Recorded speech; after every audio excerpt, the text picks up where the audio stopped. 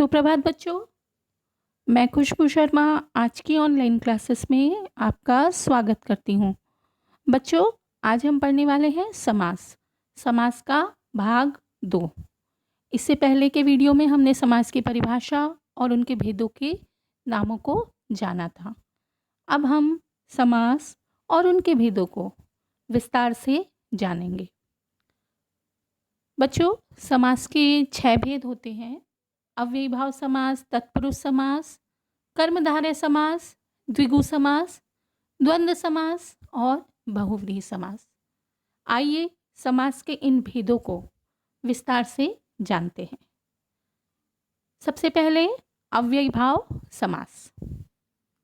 जिस समस्त पद का पूर्व पद अव्यय और प्रधान हो और उत्तर पद संज्ञा या विशेषण हो और समस्त पद का ही काम करे, उसे अव्ययीभाव समास कहते हैं। बच्चों, हम सभी जानते हैं समास में 2 पद होते हैं, पूर्व पद और उत्तर पद। अव्ययीभाव समास में पूर्व पद अव्यय होता है और पूर्व पद ही प्रधान होता है और उत्तर पद संज्ञा या विशेषण होता है। आइए देखते हैं अव्ययीभाव समास के उदाहरण। यथा मति, मति के अनुसार। बच्चों, समस्त पद में यथामति शब्द है जो, उसका जब हम पूर्व पद देखते हैं तो है यथा शब्द। यथा शब्द जो है बच्चों, वो कहीं भी किसी भी रूप में प्रयोग करो तो वह यथा के रूप में ही लिखा जाता है। यथाविधि, यथाशक्ति इत्यादि अनेक बहुत सारे शब्द के साथ लगता है। तो इस तरह से अव्ययीभाव समास के पूर्व पद में जो शब्द आया अव्यय, वह कहीं भी किसी भी दशा में व्यय नहीं होता, परिवर्तित नहीं होता। दूसरा उदाहरण देखेंगे। एकाएक, अचानक, प्रतिदिन, प्रत्येक दिन। प्रति शब्द को भी बच्चों प्रतिवर्ष या और भी बहुत से शब्द उदाहरण है बनाए हम, तो सभी जगह यह इसी रूप में प्रयोग में आएगा। हाथों हाथ, एक हाथ से दूसरे हाथ। निडर, बिना डर के। आजीवन, जीवन पर्यंत। कुछ और उदाहरण देखेंगे। आमरण, मरण तक। भरपेट, पेट भरकर। रातों रात, रात ही रात में। प्रत्यक्ष, आंखों के सामने। प्रतिवर्ष, वर्ष वर्ष। इससे पहले भी हमने प्रति शब्द से जुड़ा हुआ एक उदाहरण देखा है। गली गली, प्रत्येक गली। इस तरह से अव्ययीभाव समास में बच्चों पूर्व पद जो होता है वो प्रधान होता है और अव्यय होता है। अव्यय अर्थात जिसका व्यय न हो, अर्थात किसी भी परिस्थिति में वो शब्द परिवर्तित नहीं होता है, वो यथावत वैसे ही प्रयोग में आता है। अब हम बढ़ेंगे हमारे समास के दूसरे भेद की ओर, जो कि है तत्पुरुष समास। जिस समास में पूर्व पद संज्ञा अथवा विशेषण होता है और उत्तर पद संज्ञा और प्रधान होता है, उसे तत्पुरुष समास कहते हैं। बच्चों, तत्पुरुष समास में जो हमारा उत्तर पद होता है वो प्रधान होता है और पूर्व पद संज्ञा या विशेषण होता है। उदाहरण के माध्यम से देखेंगे बच्चों। सबसे पहले तो हम बढ़ते हैं तत्पुरुष समास के प्रकारों की ओर। समास जब हम करते हैं बच्चों, तो 2 शब्दों के बीच में विभक्तियां आती हैं और इन विभक्तियों का लोप भी होता है। अब इसी आधार पर हमारे तत्पुरुष समास के भेद हैं। तत्पुरुष समास के 6 भेद बताए गए हैं। कौन कौन से देखते हैं। पहला होता है कर्म तत्पुरुष समास। दूसरा करण तत्पुरुष समास। तीसरा संप्रदान तत्पुरुष समास। चौथा अपादान तत्पुरुष समास। पांचवा होता है संबंध तत्पुरुष समास। और छठवां होता है हमारा अधिकरण तत्पुरुष समास। बच्चों, जब हम तत्पुरुष समास के भेदों को देखते हैं तो इन नामों को इससे पहले भी हमने कहीं ना कहीं पढ़ा है। कहाँ पढ़ा है, याद आया आपको? नहीं? चलो मैं बताती हूँ। इन नामों को हमने इससे पहले पढ़ा है कारक में। कारक के अंतर्गत हमने कारक के 8 भेदों को पढ़ा था। उन भेदों में से ही 6 भेदों को हम तत्पुरुष समास के अंतर्गत लेते हैं। कौन कौन से हैं? कर्म तत्पुरुष, करण तत्पुरुष, संप्रदान तत्पुरुष, अपादान तत्पुरुष, संबंध तत्पुरुष और अधिकरण तत्पुरुष। इस तरह से ये तत्पुरुष समास के 6 भेद हैं। आइए इनको हम विस्तार से जानते हैं। सबसे पहला भेद कर्म तत्पुरुष समास। जिस समस्त पद के पूर्व पद में कर्म कारक, हम सभी जानते हैं बच्चों, कर्म कारक का विभक्ति चिन्ह होता है को, का लोप हो जाता है, तो वहां पर होता है हमारा कर्म तत्पुरुष समास। कर्म तत्पुरुष जैसा कि नाम से ही स्पष्ट है, हमें मालूम है कर्म कारक का विभक्ति चिन्ह को है, और जब हम समास करते हैं तो इस विभक्ति चिन्ह का लोप हो जाता है। उदाहरण के माध्यम से देखेंगे। शरणागत, शरण को आगत। शरणागत का मतलब होता है बच्चों शरण में आया हुआ। तो यहाँ पर देखिए, जब हमने इसका विग्रह किया तो शरण और आगत शब्द के बीच में कौन सा विभक्ति चिन्ह लगा बच्चों? को लगा। तो इस तरह से ये बन गया शरण को आगत। मृत्युंजय, मृत्यु को जीतने वाला। मृत्युंजय का मतलब होता है जिसने मृत्यु को जीत लिया हो। अब देखिए यहाँ पर हमने इसे 2 पदों में विभक्त किया, मृत्यु और जय, और दोनों के बीच में कौन सा विभक्ति चिन्ह लगा? को। यश प्राप्त, यश को प्राप्त। जब हमने इसका विग्रह किया तो भी यश पहला पद है, पूर्व पद है, प्राप्त हो गया उत्तर पद, और दोनों के बीच में लग गया को विभक्ति चिन्ह। स्वर्ग प्राप्त, स्वर्ग को प्राप्त।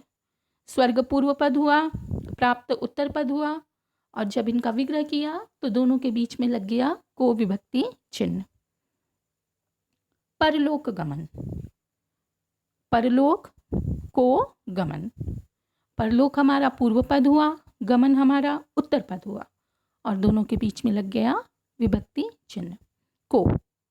तो इस तरह से हमने देखा कि जब हम समस्त पद का निर्माण करते हैं तो हमारा जो विभक्ति चिन्ह को है, कर्म कारक का प्रतीक, वह क्या होता है? लोप हो जाता है। और जब हम विग्रह करते हैं तो पूर्व पद और उत्तर पद के बीच में हमारा कर्म कारक का विभक्ति चिन्ह को लग जाता है। इस तरह से बच्चों ये कुछ थे कर्म कारक के उदाहरण। एक उदाहरण और देखते हैं, गिरहकट, गिरह को काटने वाला।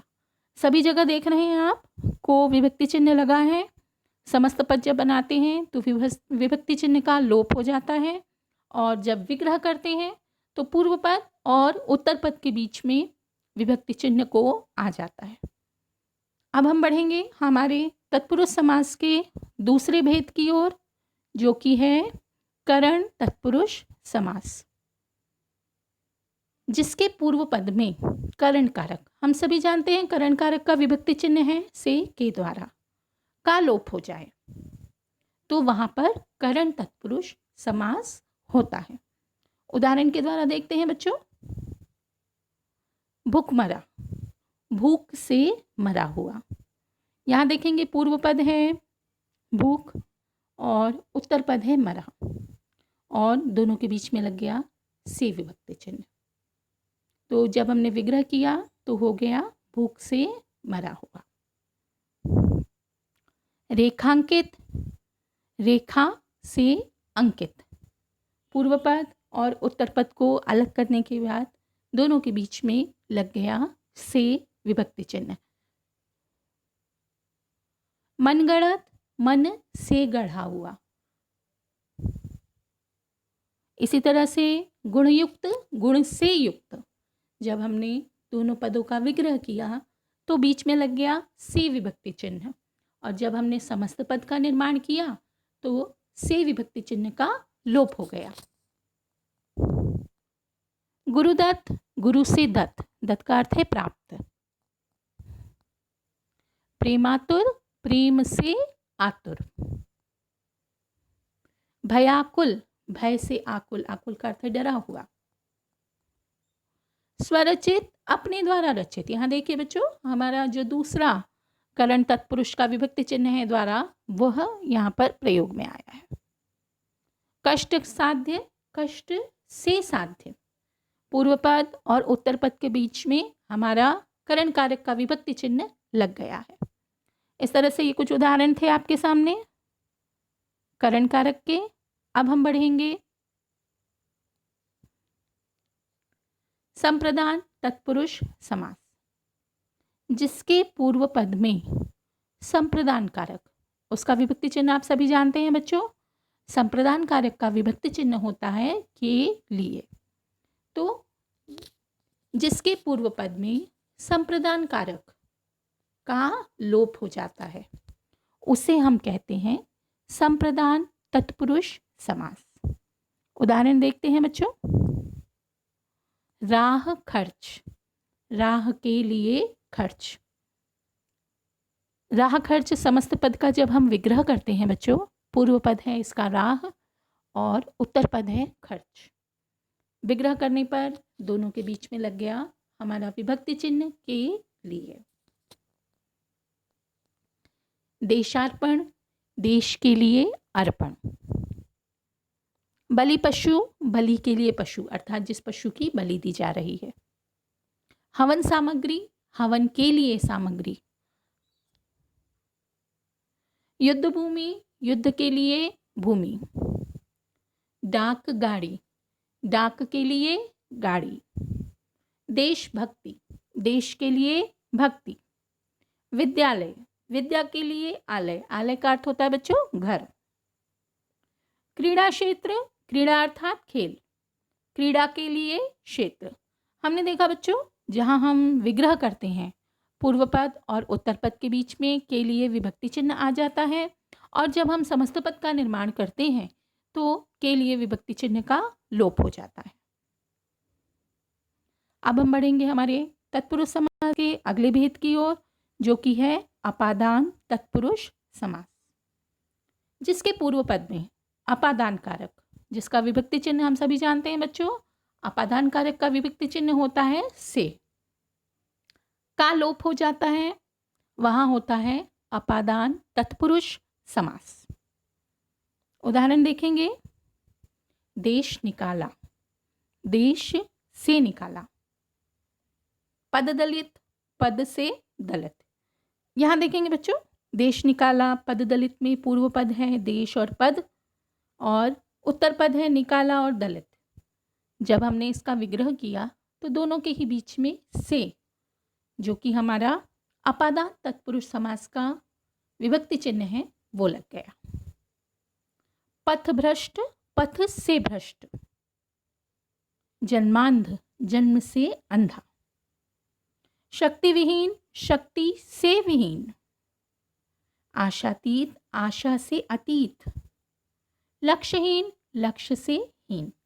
इस तरह से जब हम विग्रह करते हैं तो सभी के बीच में से विभक्ति चिन्ह का प्रयोग होता है, और जब हम समस्त पद का निर्माण करते हैं तो से विभक्ति चिन्ह का लोप हो जाता है। आगे देखेंगे हम हमारे तत्पुरुष समास का अगला भेद, जो कि है संबंध तत्पुरुष। जिस समस्त पद में संबंध कारक, हम सभी जानते हैं बच्चों, संबंध कारक का हमारा विभक्ति चिन्ह होता है का, की, के। का लोप हो जाए वहां पर होता है संबंध तत्पुरुष समास। उदाहरण देखेंगे। देव मूर्ति, देव की मूर्ति। यहाँ हमारा देव शब्द पूर्व पद है, मूर्ति शब्द उत्तर पद है। जब हमने विग्रह किया तो दोनों के बीच में की लग गया। भातृ स्नेह, भातृ का स्नेह। बच्चों यहाँ पर हमें ध्यान रखना है कि कहाँ का लगेगा, कहाँ की लगेगा और कहाँ के लगेगा। पराधीन, पर के अधीन, पर अर्थात दूसरों के अधीन। देशोद्धार, देश का उद्धार। बैलगाड़ी, बैल की गाड़ी। दीनानाथ, दीनानाथ का अर्थ होता है दीनों के नाथ। जीवन साथी, जीवन का साथी। सिर दर्द, सिर का दर्द। ईश्वर भक्त, ईश्वर का भक्त। इन सभी उदाहरणों में हम देख रहे हैं बच्चों, जब हम विग्रह करते हैं तो हमारा विभक्ति चिन्ह का, की, के का प्रयोग होता है, और जब हम समस्त पद का निर्माण करते हैं तो विभक्ति चिन्ह का लोप हो जाता है। सेनापति, सेना का पति। पूर्व पद और उत्तर पद के बीच में इन विभक्ति चिन्हों का प्रयोग होता है। इस तरह से बच्चों ये कुछ उदाहरण थे जो कि संबंध तत्पुरुष समास के थे। आगे बढ़ते हैं हम अधिकरण तत्पुरुष समास। जिसके पूर्व पद में अधिकरण कारक, अधिकरण कारक का हमारा विभक्ति चिन्ह है बच्चों में, पर का लोप हो जाता है, वहां पर अधिकरण तत्पुरुष समास होता है। दानवीर, दान में वीर। आत्मविश्वासी, आत्म पर विश्वासी, अपने ऊपर विश्वास रखने वाला। गृह प्रवेश, गृह में प्रवेश। नगरवास, नगर में वास। जग बीती, जग पर बीती। कुल श्रेष्ठ, कुल में श्रेष्ठ। यहाँ भी बच्चों हमको ध्यान रखना है कि कहाँ पर में, कहाँ पर विभक्ति चिन्ह का प्रयोग होगा। इस तरह से कुछ उदाहरण थे हमारे अधिकरण तत्पुरुष समास के। अब हम बढ़ेंगे समास के अगले भेद की ओर, जो कि है कर्मधारय समास। जिस समस्त पद के दोनों पदों में विशेषण विशेष्य अथवा उपमेय उपमान का संबंध होता है, अर्थात हम सभी जानते हैं समास के दो पद होते हैं समास में, पूर्व पद उत्तर पद। तो जिस समास में पूर्व पद विशेषण हो, उत्तर पद विशेष्य हो, या फिर पूर्व पद उपमेय हो और उत्तर पद उपमान हो, ऐसी जगह पर कर्मधारय समास होता है। कर्मधारय समास में उत्तर पद की प्रधानता होती है। उदाहरण के द्वारा समझेंगे।